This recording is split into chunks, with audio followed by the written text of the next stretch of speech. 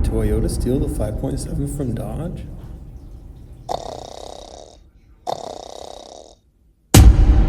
Speaking of Dodge, why'd they get rid of the Dakota?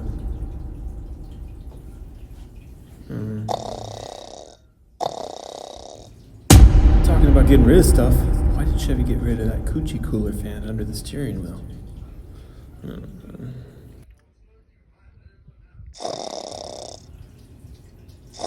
Speaking of Chevy, why don't they have a Raptor killer yet? Don't understand.